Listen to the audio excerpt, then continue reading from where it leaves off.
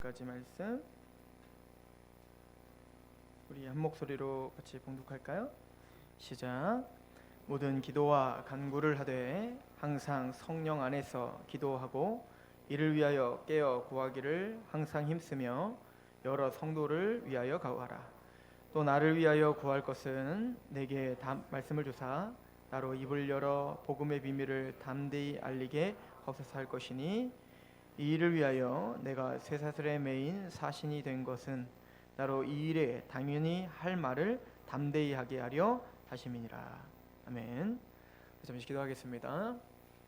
하나님, 우리가 하나님이 계시지 않는다면, 또 하나님의 은혜가 없다면 오늘 하루 호흡조차 없고, 또 우리가 오늘 하루 승리할 수 없음을 고백하는 마음으로 이곳에 있습니다. 하나님이여, 기도의 중요성, 또 우리에게 기도를 요구하시는 하나님의 그 마음과 그 뜻을 이해하는 시간이 되게 하시옵소서. 특별히 또 우리 귀한 하나님의 백성들의 귀가 열리며 마음이 열려지게 하시옵시고, 또 하나님의 말씀을 전하는 입술이 겸손케 되어 하나님의 말씀만 영광받는, 또 하나님만 찬양받는 시간이 되게 하옵소서.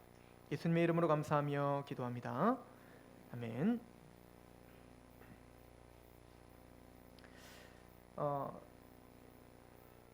베드로 사도, 바울 사도는 전신갑주에 대한 이야기를 하고 이어서 기도를 이야기합니다. 그래서 사실은 이 기도도 그 전신갑주 중에 하나다, 아니다, 뭐 이렇게 이야기하는데 그게 무슨 상관이겠습니까? 전신갑주일 거예요, 그죠? 우리가 영적 전투에 있어서 빠질 수 없는 것이 기도인 겁니다. 특별히 이제 기도를 하되 성령 안에서 하라라고 오늘 말씀을 하고 있죠.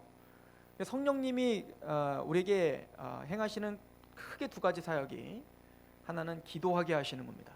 그리고 우리가 지금까지 살펴본 것처럼 말씀을 쓰게 하셨고, 말씀을 보게 하셨으며, 말씀을 이해하게 하시는 겁니다. 그러니까 이 말씀과 기도는 뗄래야 뗄 수도 없고, 또 이 말씀과 기도가 어떤 게 더 중하다라고 말할 수도 없을 만큼 대단히 중요한 거예요. 균형이 잡혀야 되는 겁니다.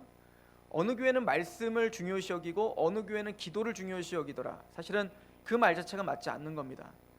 사실은 복음적인 교회란, 또 말씀을 중요시 여기는 교회란 기도를 해야 되고요, 기도를 중요시 여기는 교회란 말씀 앞에 서 있어야 됩니다.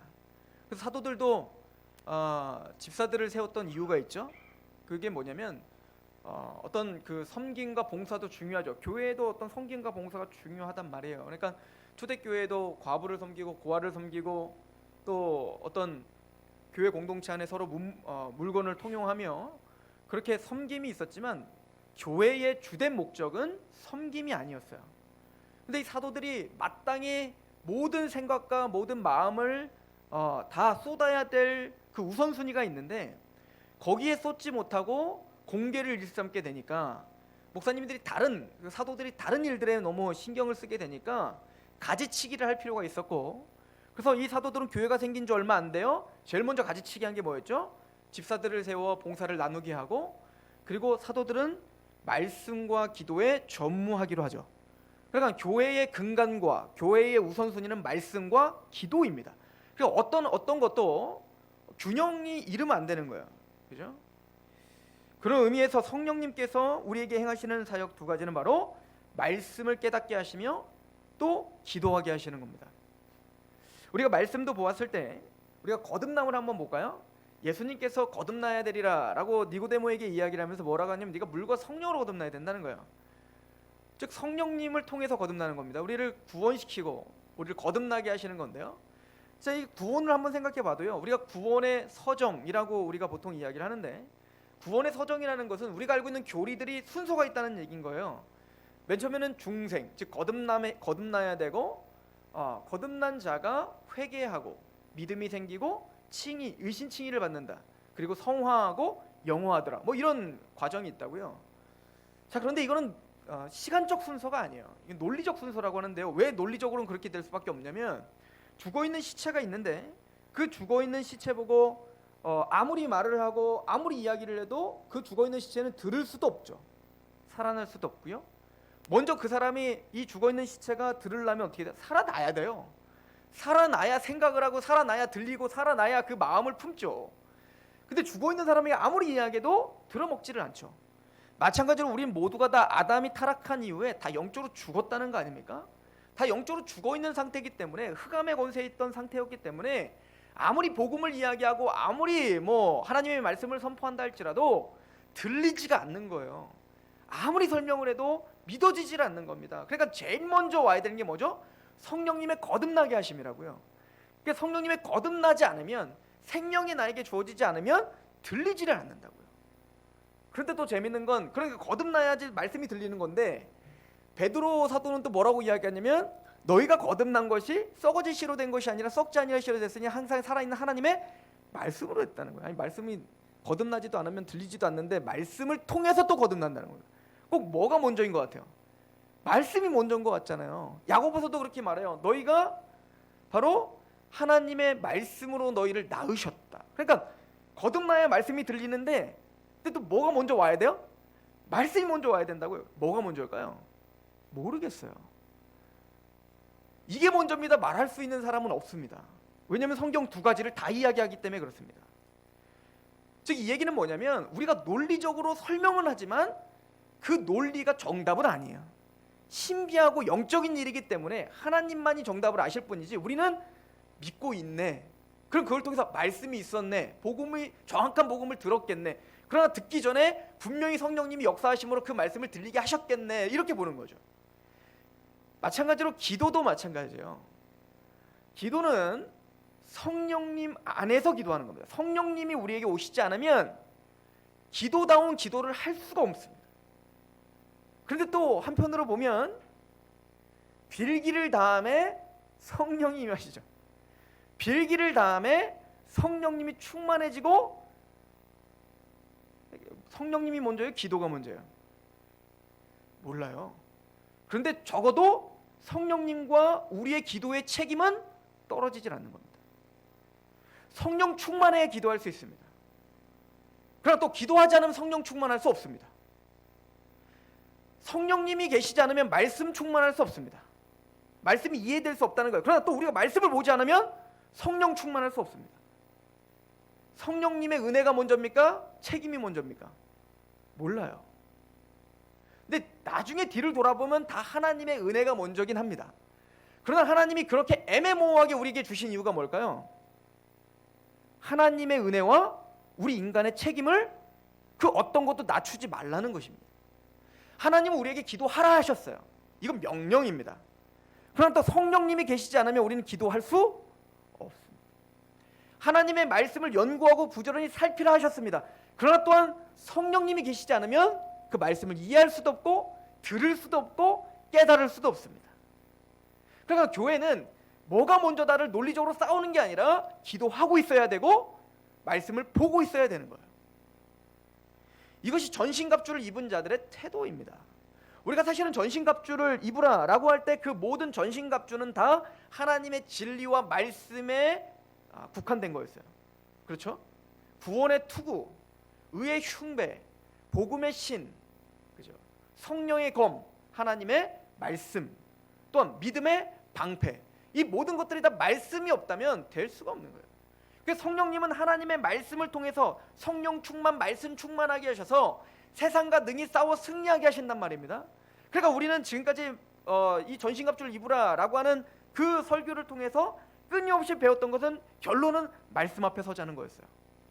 겸허하게 하나님의 말씀을 연구하자는 거였습니다. 복음을 듣자는 거였습니다. 그 말씀으로 우리가 승리하자는 거였습니다. 그리고는 사도는 거기서 멈추지 않고 성령 안에서 기도하라 라고 하는 것이죠. 기도는 중요합니다. 영적 전쟁을 통해서 기도가 없다면 우리는 무너집니다. 자, 대표적인 사례가 있죠. 바로 제자들입니다. 예수님이 십자가를 짊어지지 가장 치열했던 영적 전투를 벌이러 이제 예수님은 떠나십니다. 겟세마네 동산에서 하나님은 땀방울이 핏방울이 되도록 하나님 앞에 자신의 전심을 다해 기도하십니다. 어떤 의사들은 그렇게 이야기를 해요. 핏방울이 땀방울이 어떻게 아니죠. 땀방울이 핏방울이 어떻게 될까? 의학적으로 될 수 있는 방법은 딱 하나라는 겁니다. 심한 고통, 심한 스트레스, 극심한 고통과 스트레스가 억누르기 시작하면 모든 모세혈관이 터져버린대요. 그러면 식은땀이 나죠. 식은땀이 나는데 그 터져버린 모세혈관과 피가 섞여 나올 수가 있다는 겁니다. 이거는 극히 드문 일인데 예수님은 그 극히 드문 스트레스를 받으신 겁니다. 십자가 앞에 그 십자가를 지는 것이 엘리 엘리 라마 사박다니, 주여 주여 왜 나를 버리십니까? 하나님께 버림받는 듯한 느낌, 단절된 느낌. 한 번도 삼위일체 하나님은 그 교제를 끊어버린 적이 없단 말입니다. 어린아이가 부모님과 함께 다녔던 어린아이가 부모님을 떠나서 이제는 그 어두컴컴한 어떤 환경 가운데 노출되어 있다고 생각해 보세요. 한 번도 부모님을 떠나지 않았던, 항상 울면 달려왔던 그 부모를 떠나서 그 어린아이가 세네 살 되는 어린아이가 그 아무도 모르는 곳에 내팽개쳤다고 생각해. 얼마나 두렵겠어요. 얼마나 큰 스트레스를 받겠냔 말입니다. 그런 것처럼 주님은 한순간도 하나님을 떠나는 것이 그런 두려움이었고, 하나님과 교제하지 않는 것이, 그것이 예수님에게는 가장 큰 스트레스였습니다. 사실은 우리가 그런 스트레스를 받아야 되는 거예요. 돈이 없어서 스트레스를 받는 게 아니라 하나님을 떠난 삶이, 하나님과 교제가 되지 않는 삶이 내 안에 극심한 고통이 돼야 되는 거죠. 그 고통을 갖고 있었던 사람들이 시편의 고백들 아닙니까? 왜 하나님 안 보이십니까? 하나님, 내가 상사병이 걸렸습니다 라고 아가서는 고백하지 않습니까? 솔로몬을 왕을 향해서 그 술람미 여인이 보고 싶은 거예요. 이 솔로몬 왕이니까 볼 수가 없죠. 이 포도원 지기가 어떻게 왕을 그렇게 쉽게 볼 수 있겠습니까? 그래서 지나가는 사람들 붙들고 그러지 않습니까? 이 술람미 여인이 내 사랑하는 자에게 가서 내가 보고 싶어 상사병이 걸렸다고 좀 이야기해달라. 그 사랑하는 그 사람을 보지 못하는 그 아픔, 사랑하는 그 사람과 교제하지 못하는 그 아픔이 술람미 여인을 아프게 한 것처럼 하나님을 향한 그 사랑이 우리에게 있는 겁니다. 그렇죠? 예수님이 바로 그런 고통과 스트레스 가운데 있었던 거죠. 그래서 예수님은 그 고통 중에 앞에 그 전 인류의 죄를 가지고 하나님 앞에 고통을 가지고 호소하며 기도할 때 사랑하는 제자들에게 부탁하십니다. 나를 위해서 좀 깨어 있어 달라. 나를 위해서 좀 기도해 달라. 베드로를 보십시오. 이 모든 사람들이 다 떠나도 나는 떠나지 않습니다 했지 않았어요? 내가 십자가를 지고 죽을 거야 라고 했더니 베드로가 뭐라고 하죠? 그런 말 하지 마세요. 이 사람들 다 떠나도 난 떠나지 않아요. 그랬던 사람이 기도 하나는 못해요. 주님이 제발 나를 위해서, 나를 위해서 떠나고 십자가 짊어지라는 게 아니라 그냥 내가 지금 고통이 너무 심하니까 내 마음을 좀 알아. 조금만 좀 깨어서 기도해줘라. 근데 그것조차 못해요. 지금 당장이라도 자기 목숨을 버릴 것처럼 얘기했던 베드로가 깨어 기도를 하지 못한다고요. 3번이나 주님이 강구해 주셨는데 그럼 계속 자고 있죠. 그때 주님이 그러죠. 네 육신은, 네 마음은 원인데 네 육신이 약하구나. 사실은 우리가 그런 사람들이에요. 근데 깨어서 기도할 때 기도하지 못했던 제자들은 십자가 앞에 당황하여 도망갔습니다. 우리는 영적 전투 앞에 끊임없이 서야 되는데 그 영적 전투 앞에 우리의 감정이 우리를 뒤틀고 환경이 우리를 두렵게 하고 육체적인 어떤 그 어려움이 우리를 강하게 휘어잡고 그 환경이 우리를 지배하려고 한단 말입니다. 사탄은 그 모든 것들을 활용하여 하나님과의 관계를 끊어버리려고 하고 평강과 소망과 하나님에 대한 언약을 잃어버리게 하려고 한단 말입니다. 더 나아가서 네가 진짜 믿음이 있는 크리스찬이니? 이거를 물어보는 자리까지 우리를 데리고 간단 말입니다. 그래서 우리는 깨어 있어야 되고 그래서 우리는 기도하고 있어야 된단 말입니다. 근데 우리는 저 죽기까지 십자가를 짊어지며 내가 직장에서, 우리가 가정에서, 우리가 그 어떤 곳에서 내가 정말 순교자가 되겠습니다 라고 하는 가끔 생각이 들 때가 있어요. 그러나 우리는 정작 깨어서 기도할 때 기도하지 못하죠. 그 베드로처럼 말입니다. 근데 주님은 우리에게 가르쳐주는 겁니다. 지금 바울을 통해서 너희가 그런 영적 전투 속에서 일주일 동안의 너희의 삶이 그렇게 녹록지 못하지 않니? 살원파를 걷는 것처럼 언제 우리가 죄에서 넘어질지, 언제 우리가 불안해할지, 언제 우리가 하나님의 복음을 부인할지 모르는, 우리는 그러한 한참도 모르는 연약한 삶을 살지 않니? 너의 마음은 알아. 나를 사랑하지. 나의 말씀대로 살고 싶지.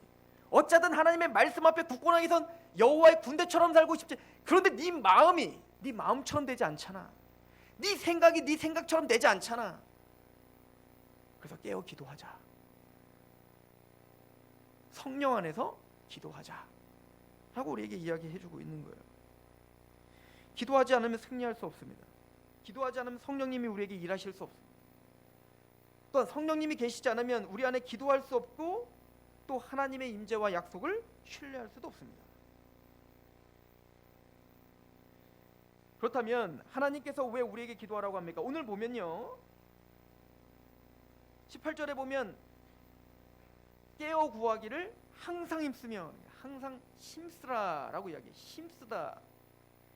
이 힘쓰다라고 하는 단어는요, 인내하다, 불변하다 이런 단어예요. 그러니까 이 힘쓴다는 것은 인내하는 거고 변하지 않는 마음을 말하는 겁니다. 그러니까 우리는 순간은 기도할 수 있죠.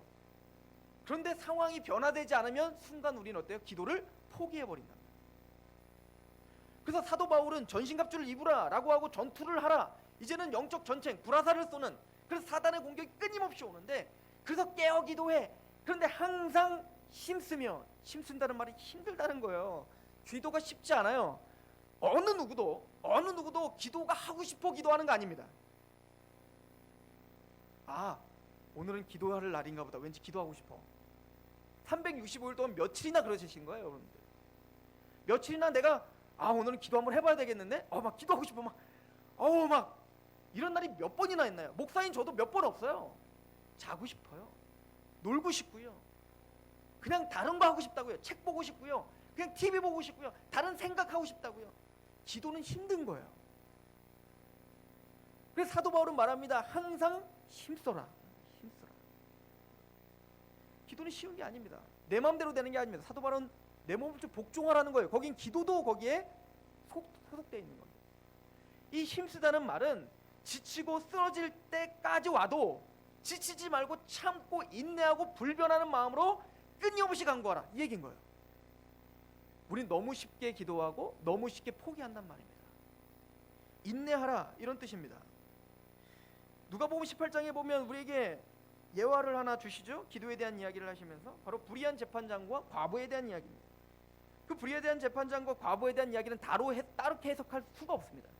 모든 예수님의 비유는 한 가지 요점만 주시는 겁니다. 그 비유를 통해서 이 얘기도 하고 저 얘기도 하는 거 아니에요. 예수님의 비유는 한 가지를 주신 겁니다. 근데 예수님은 비유를 하실 때 그래서 항상 그 주제를 말하세요. 그 주제 넘어서는 해석하면 안 되는 거예요. 그런데 그 주제가 뭐냐면 항상 기도하고 낙심하지 말아야 할 것에 대해서 이야기하는 거예요. 항상 기도하지만 어떻게 하지 말아야 될 거? 낙심하지 말아야 된다. 어느 정도로 낙심하지 말으면, 이 불의한 재판장이 아마 재판을 불의하게 했나 보죠. 근데 이 과부가 그 재판이 너무 억울하다고 끊임없이 내가 지금 이런 상황이 있어서 이 상황을 좀 억울한데 이거 좀 풀어달라고. 근데 돈도 없고 백도 없고 아무것도 가진 게 없는 과부의 말을 들어줄 리가 없죠, 이 불의한 재판장이. 그런데도 이 과부가 포기하지 않고 끝까지 들어줄 때까지 막 매달리고 막 했더니 어떻게 했다는 거예요? 풀어줬다는 거예요. 그것처럼 기도하래요.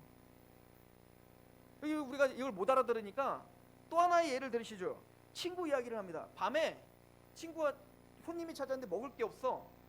그래가지고 아는 친구에게 갔어요. 밤 12시에 1시일지도 몰라.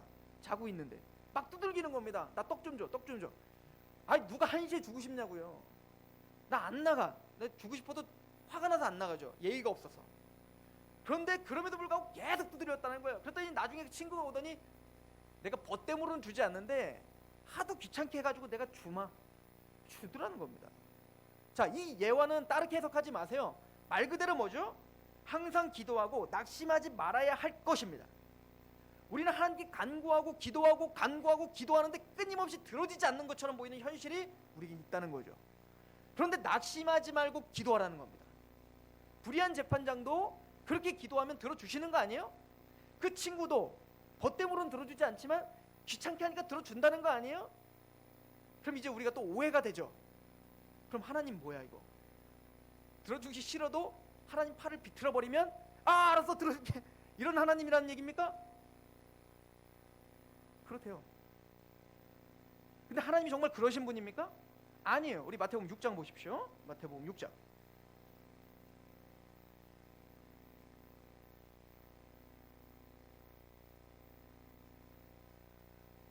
마태복음 6장 예수님께서 기도에 대해서 우리에게 아주 중요한 원리들을 가르쳐 주셨습니다. 예수님은 기도의 중요한 내용을 주기도문을 통해서 알려주시기 전에 잘못된 기도에 대해서 이야기합니다. 그게 바로 첫 번째는 외식하는 기도라고 5절은 말하죠. 또 너희는 기도할 때 외식하는 자와 같이 하지 말라. 그들은 사람에게 보이려고 회당과 큰 거리 어귀에 서서 기도하기를 좋아하느니라. 내가 진실로 너에게 이르노니 그들은 자기 상을 이미 받았다. 그러니까 누구에게 기도를 보여주고 이미 자랑하고 있다면 그 사람은 외식하고 있는 거예요. 나는 기도를 이만큼 했네. 포스터 붙이죠. 나는 40일 금식 기도 몇 회 하신 목사님, 그죠? 사입입니다. 따라하지 마세요. 기도의 원리 자체를 모르는 겁니다. 기도는 자랑하는 게 아닙니다. 자랑할 때 이미 그는 기도가 뭔지 모르는 겁니다. 아, 내 기도를 많이 한 사람이야. 난 다 보여. 이미 그 사람 기도를 안 하고 있는 거예요. 열심을 내어 뭔가는 종교적인 기도는 하고 있지만 참다운 기도는 뭔지 모르고 있는 겁니다. 외식 잘못된 거예요. 두 번째, 중언부언입니다. 중언부언인데요. 7절. 또 기도할 때 이방인과 같이 중언부언하지 말라. 그들은 말을 많이 하여야 들으실 줄 아니. 그냥 뭔가 그냥 끊임없이 뭔가 말을 많이 하고 오래 하면 하나님이 들어주신다고 생각하는 거예요. 기독교만 그런 게 아니라 이방 종교들이 다 그렇게 합니다. 무슨 내용인지도 모르고 어떤 건지도 모르지만 108배 하면 들어주는 거예요. 그냥 정성을 다 들여 무슨 말인지도 모르지만 그냥 중얼중얼 똑같은 말일지라도 반복하고 열심만 내면 하나님은 그 열심에 감격하여 뭘 들어주신다는 거예요. 이방인의 기도입니다. 그게 중언부언이에요. 재밌는 건 제가 이거를 할 때마다 재밌는 건 중언부언, 그러니까 아무 의미 없이 하지 말라고 해서, 그러니까 이 얘기는 뭐예요? 주님은 한마디를 하더라도 제대로 생각하고 정확한 말을 하나님께 드리라는 거예요. 내 마음을 그대로 토로하라는 거예요. 그래서 우리에게 주신 게 뭐죠? 주기도문이에요. 이 내용을 갖고 기도하라고. 그런데 재밌는 건 기독교가 이 주기도문을 또 어떻게 하죠? 중언부언하죠. 하나님 우리 아버지, 뭔 내용인지 모르고 그냥 외우시잖아요. 중언부언은 잘못된 겁니다. 말을 많이 하여야 하나님 들으시는 분이 아니에요. 그럼 하나님 어떤 분이시죠? 8절 같이 한번 읽어볼게요. 그러므로 그들을 본받지 말라. 구하기 전에 너희에게 있어야 할 것을 하나님 너희 아버지께서 아시느니라. 여러분들 큰 소리로 기도해야지 하나님이 들으십니까? 왜 그럼 스피커 대고 하시지? 그럼 작은 소리로 해야지 들으시나요? 아니요, 그거 아무것도 상관없어요. 큰 소리로 하건 작은 소리로 하건 내 진심을 담아 기도하면 되는 거예요. 그러나 중요한 것은 우리가 기도하기 전에 이미 하나님은 다 어떻게 하신다는 거예요? 아신다는 거예요. 하나님 왜 기도하라는 겁니까? 그러니까 간청하는 기도와 이 지금 예수님이 가르쳐준 기도가 좀 뭔가 상반되지 않아요? 아까는 뭔가 막 하나님 막 팔을 꺾어야지 들어주실 것 같이 말을 하고, 여기서는 야 그렇게 하지 않아도 하나님은 이미 다 들어주실 거야, 걱정 마 라고 이야기한다고요. 근데 우리의 현실은 정말 그렇게 간절히 인내하며 기도할 수밖에 없는 상황이 우리에게 주어지는 게 현실이에요. 그러니까 그 현실 속에서 우리는 뭐가 의심이 되죠? 하나님은 내 기도 들어주시지 않는 것 같대. 아니면 하나님이 귀가 없으신가? 아니면 정말 하나님은 기도 응답이라는 것이 다 허황된 건가? 그런 의심들이 간단 말입니다. 그러니까 예수님은 가르쳐주는 겁니다. 아니야, 하나님 다 듣고 계셔. 너희가 기도하기 전에 이미 하나님은 너희의 모든 필요들을 다 알고 계셔 라고 이야기를 하고 있단 말이에요. 그럼 하나님은 왜 우리에게 그렇게 항상 기도가 낙심하지 말고 항상 힘써 인내하며 불변하는 마음으로 기도하라고 우리에게 요구하실까요? 기도하기 전에 그냥 들어주시면 되잖아요. 눈만 딱 감으면 하나님 그냥 딱 들어주시면 얼마나 감사합니까? 왜 하나님은 이렇게 우리에게 인내하게 하실까요? 제임스 패커는 이것을 네 가지로 정리를 하는데요. 첫 번째 이유는 하나님 아버지가 모든 것의 원천임을 인식하며 믿는, 하나님이 모든 것의 원천임을 믿고 간구하기를 하나님은 원하신다는 거예요. 그러니까 그런 인내하는 과정을 통해서 우리는 배운다는 겁니다. 뭘 배우냐면 하나님이 모든 것의 원천이구나라는 걸 배운다는 거예요. 우리가 인정하기 싫지만 우리 자녀들도 마찬가지 아니야? 뭔가 구하기 전에 다 줘버렸다면 그게 고마운 줄을 몰라요. 그게 내가 사준 걸 모른다니까. 지가 원래부터 한 줄 알아. 그렇다고 해서 나 꼭 고마움 받으려고 하는 거 아니에요. 그러나 그에게 고마움이 뭔 줄 알게 해줘야 된단 말입니다. 우리 자녀에게 진짜 고마움이 뭔 줄 알고, 또 이 모든 것 그냥 땅만 파면 돈 나오는 게 아니라 이게 사실은 힘든 거란다, 애써야 된다라는 것을 통해서 교육해야 된단 말입니다. 하나님도 우리에게 마찬가지인 거예요. 우리를 너무나 사랑하시기 때문에 모든 것의 원천은 하나님입니다를 진짜 마음에서 고백하는 자리로 우리를 인도하고 싶어 한단 말입니다. 기도라는 것은 하나님이 손이 없어 우리에게 안 들어주시겠습니까? 하나님이 지혜가 없어서 우리 기도 못 들어주시겠냔 말이에요. 다 안단 말입니다. 그런데도 그걸 딜레이 시키는 이유는 하나님은 우리에게 뭔가 알려주고 싶은 게 있는 거예요. 밥 먹을 때 기도하는 것은 형식이 아니라 구원받은 자의 마땅한 태도입니다. 여러분들 데살로니가 교회에게 사도 바울이 편지를 보내면서 아버지의 뜻에 대해서 이야기하면서 항상 기뻐하라, 쉬지 말고 기도하라, 범사에 감사하라고 하잖아요. 이것은 아버지가 우리를 향하신 뜻이라는 거예요. 항상 기뻐하라는 겁니다. 그리고 쉬지 말고 기도하라는 거예요. 그리고 범사에 감사하는 겁니다. 근데 이 세 가지는요, 떨어질 수 있는 게 아니에요. 이거는 선순환 사이클이에요. 기뻐하는 사람이 기도할 수 있고요, 기도하는 사람이 감사할 수 있다고요. 우리가 기도하지 않으면 감사가 없어진다니까요. 뭔가 구하지도 않는데 막 줘버릇하면 감사가 진짜 없어져요. 자, 예를 들어서 한번 이렇게 얘기해 봅시다. 여러분들에게 볼펜이 필요해요. 근데 그 볼펜을 그냥 생각만 해서, 야, 볼펜이 필요한데? 그랬더니 갑자기 지나가던 제가 볼펜 하나 드릴게요. 그리고 볼펜을 줬단 말입니다. 그럼 누구에게 감사할 거예요? 저에게 감사할 거 아닙니까? 아유, 목사님이 어떻게 알았지? 고맙네. 근데 만약에 쉬지 말고 기도하랬다고 하는 거 한번 무식하게 한번 적용해 봅시다. 볼펜이 필요해요. 하나님, 나 볼펜 좀 필요한데. 하나님, 나 볼펜 주시면 안 될까요? 근데 지나가다 제가 볼펜 하나 드릴게요. 누가 줬다고 생각할까요? 하나님이 줬다고 생각할 거 아닙니까? 하나님이 우리에게 볼펜을 주시되 기도하게 하신다고요. 왜요? 기도는 하나님이 나에게 행하셨다는 것을 캐치할 수 있는 능력이에요. 즉 우리 아들이 저에게 간구하는 것들은요, 대부분의 것들은 그에게 필요한 것들이 아닙니다. 왜냐하면 그에게 진짜 필요한 것들은 제가 이미 다 채워주고 있었어요. 간구하기 전에 다 채워줬다고요. 마태복음 6장이 그 얘기한 거예요. 야, 하나님은 우리 아버지가 되셔서 너의 필요를 간구하기 전에 이미 다 알고 있단다. 다 채워주고 있단다. 근데 그 하나님이 우리에게 당연히 채워주고 있는 것들에 대한 감사함은 없는 거예요. 그런데 신앙이라는 것은, 신앙이란 기도하면 할수록 그냥 내가 밥 먹고 있는 것조차가 은혜네를 고백하는 게 신앙의 성수가 아닙니까? 많은 기도를 했는데 내가 100만 원을 구했는데 100만 원을 주셨어. 그런데 오늘 내가 성숙하여서 1000만 원을 구했더니 1000만 원도 주시네. 이게 성숙이 아니라고요. 더 거꾸로 가는 겁니다. 100만 원을 주셔서 그걸로 말미암아 감사했는데 다음에는 100만 원을 구하지도 않았는데 내가 오늘 생각해보니까 우리 엄마가 5만 원을 준 용돈을 줬네. 이것도 하나님의 은혜였네. 이걸 깨닫는 게 기도 아니에요? 근데 우리는 어느 순간 기도를 거꾸로 하고 있는 겁니다. 욕망을 채우는 데 쓰고 있는 거죠. 하나님의 감사를 캐치하는 데 쓰는 게 아니라 그 기도를 거꾸로 내 욕망을 채우는 데, 그래서 더 자극적인 것을 찾는 데 쓰고 있는 거예요.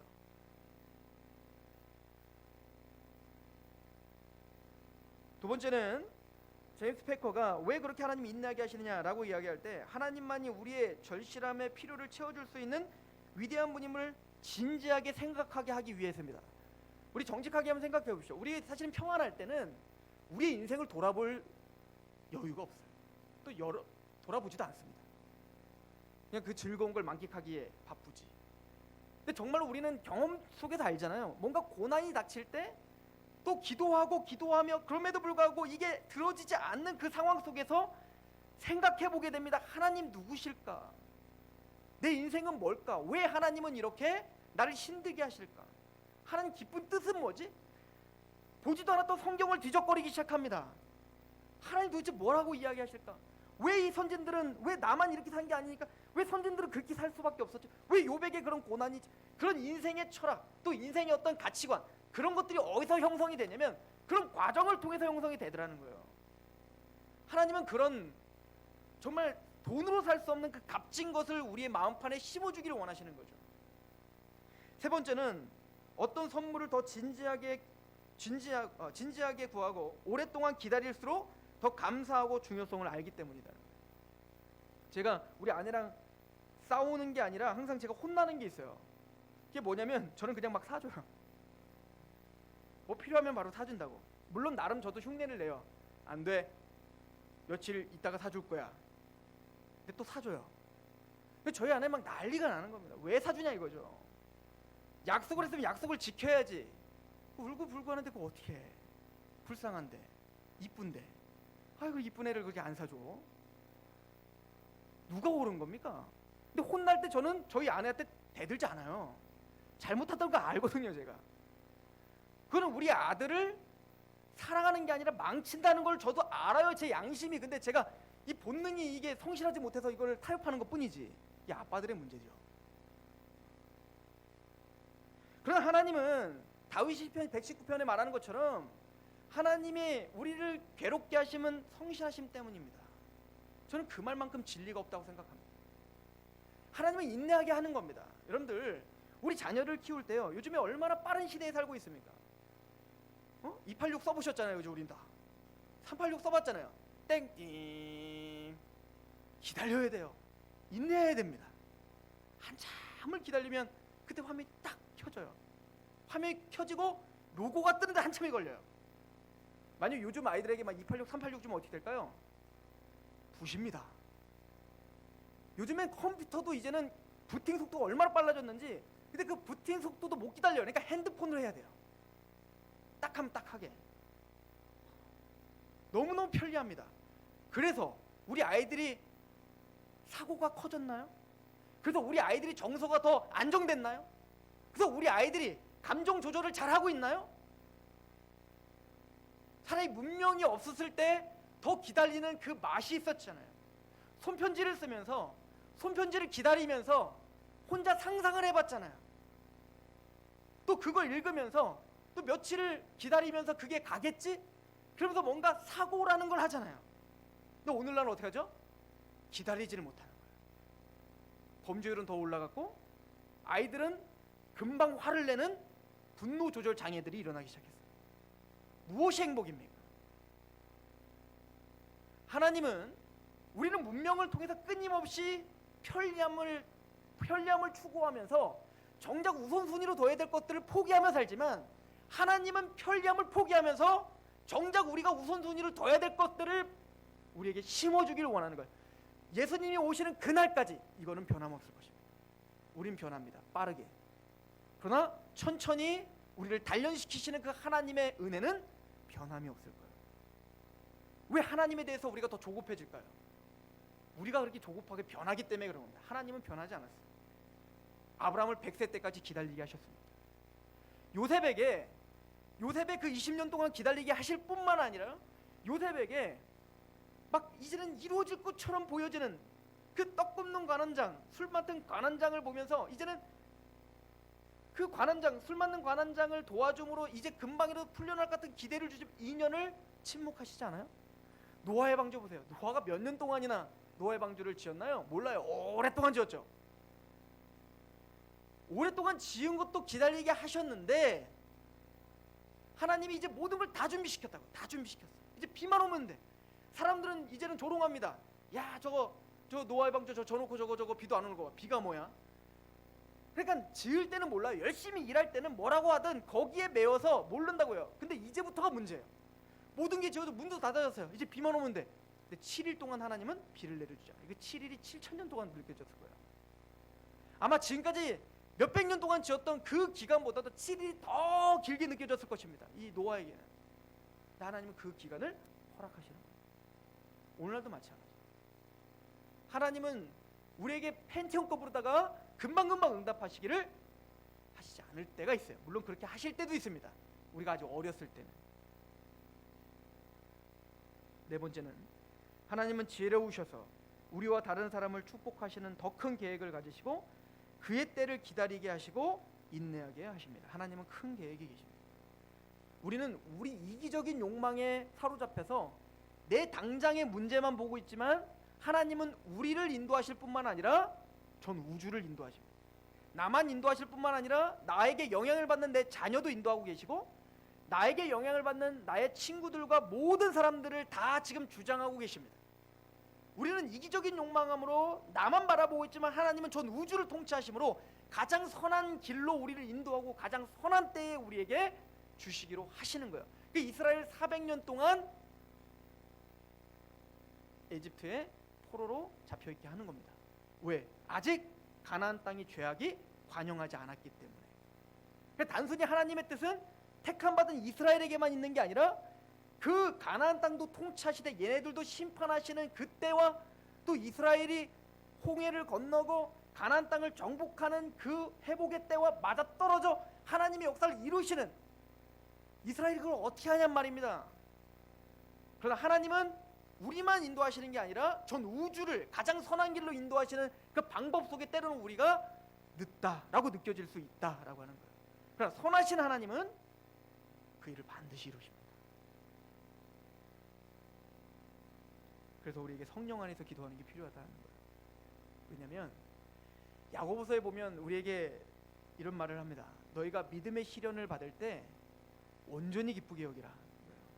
전 이것만큼 잔인한 성경 구절이 없다고 생각해요. 믿음의 시련을 받을 때 지금 울기 바쁜데 그 울고 있는 자에게 지금 야고보 사도는 뭐라는 거예요? 기쁘게 여기라는 것도 아니고 온전히 기쁘게. 야, 이걸 야고보 사도가 내 앞에서 그렇게 이야기하면 정말 화날 것 같아요. 근데 야고보 사도는 당당하게 이야기합니다. 너희가 믿음의 시련을 겪을 때 온전히 기쁘게 여기라. 왜냐하면 그 시련은 너에게 인내를 만들어낸다. 그리고 그 인내가 하나님의 뜻을 너희를 온전케 한다. 하나님 내가 힘들어 죽겠는데요. 그 야고보가 말합니다. 그래서 기도해라. 하나님께 지혜를 구해라.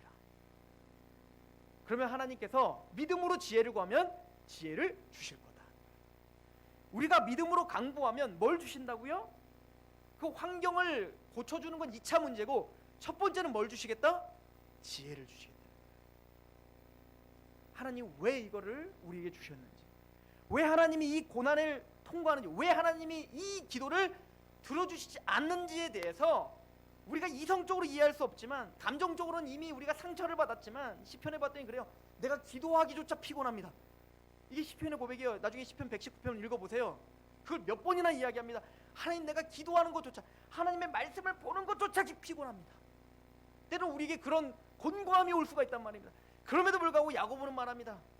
지혜를 구하라. 빌립보서 4장 6절에 아무것도 염려하지 말고 다만 모든 일에 기도와 간구로 너희 구할 것을 감사함으로 하나님께 아뢰라. 그리하면 모든 지각이 뛰어난 하나님의 평강이 그리스도 예수 안에서 너희 마음과 생각을 지키시라. 기도는 이런 능력이 있는 거예요. 기도는 100만 원을 뚝 떨어뜨리는 능력이 아니라 우리의 마음과 생각을 지키는 능력입니다. 기도의 열매란 우리가 기도할 때 상황과 환경이 변화될 수 없어요. 변화되지 않지만 변화될 수도 있어요. 변화 안 될 수도 있어요. 그럼에도 불구하고 우리의 생각과 마음을 지키는 능력이 기도에 있는 거예요. 누가 지켜주시는 걸까요? 성령님이 지켜주십니다. 어떻게 해요? 로마서 5장에 보면 우리의 소망이 부끄럽지 아니함은, 우리가 소망이 부끄럽게 되지 아니함은 성령이 우리에게 하나님의 사랑을 부어주셨다. 기도할 때 그 성령님은 하나님이 우리를 얼마나 사랑하시는지를 끊임없이 알게 하시고, 하나님이 너를 사랑한다. 아니요 하나님 나 사랑하지 않아요.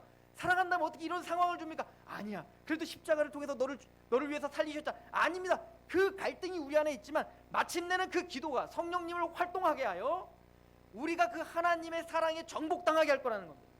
예, 맞습니다.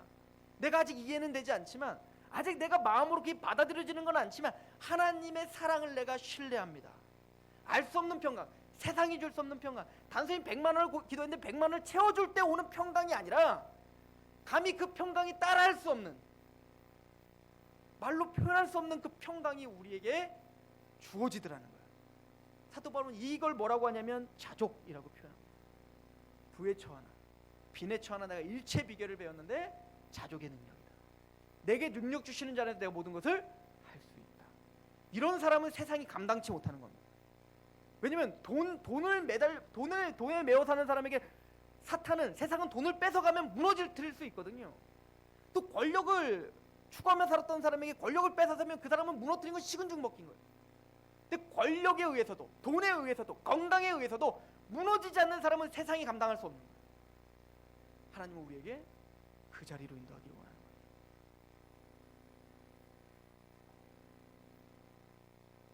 오늘 말씀에 보시면 모든 기도와 간구로 하되 항상 하고, 이런 말이 있죠. 이 단어가 다 똑같은 말입니다. 오늘 말씀을 잠깐 한번 보세요. 에베소서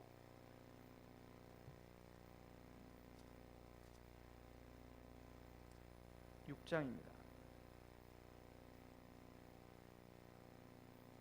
6장 18절에 모든 기도와 간구로 하되 항상 성령 안에서 기도하고 이를 위하여 깨어 구하기를 항상 힘쓰며 여러 성도를 위하여 구하라.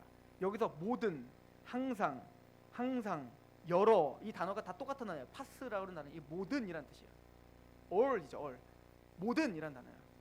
그러니까 모든 기도와 간구로 하는 거예요.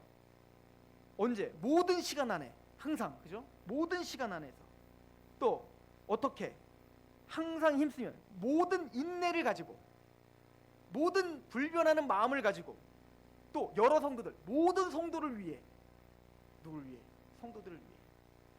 즉 이 얘기는 기도의 보편성을 말하는 겁니다.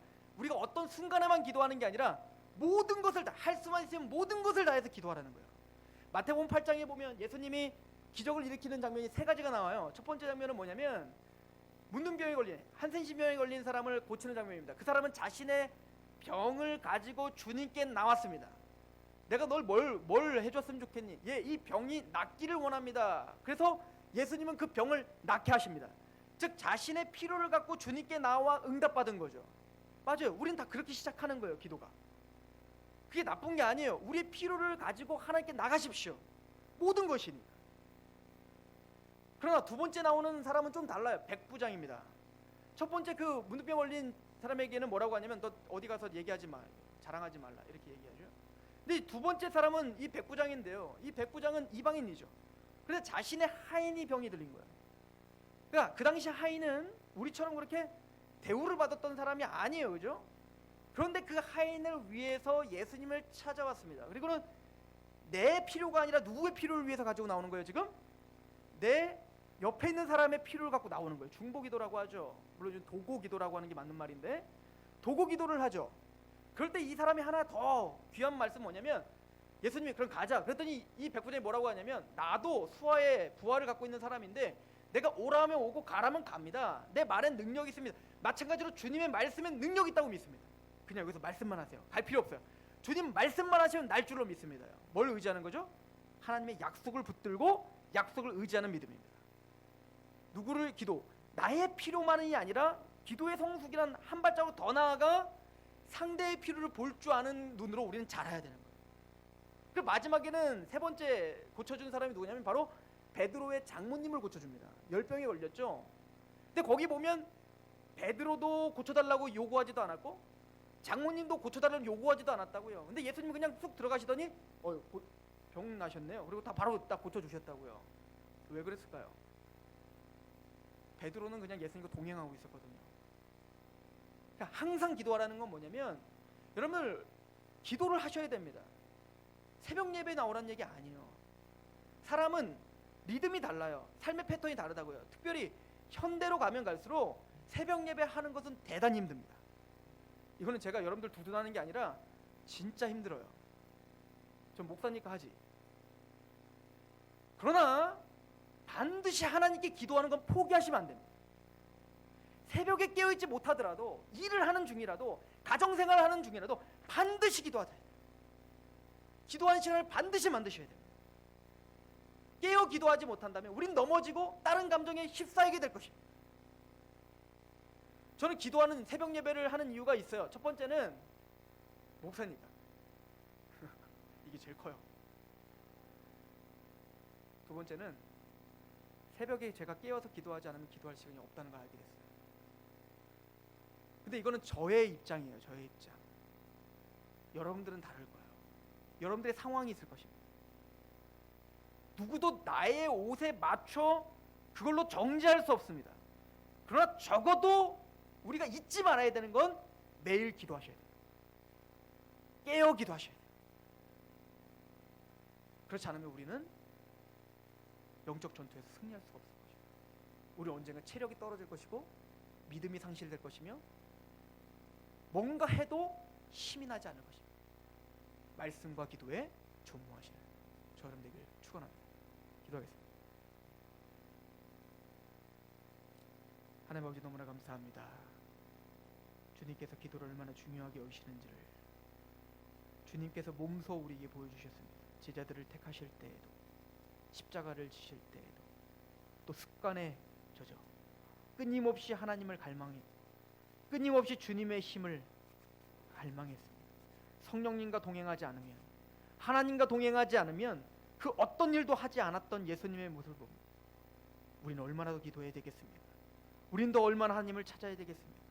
간절히 주님만이 우리의 생명의 근원이시며 당신만이 모든 우리에게 호흡을 주실 수 있으신 분입니다.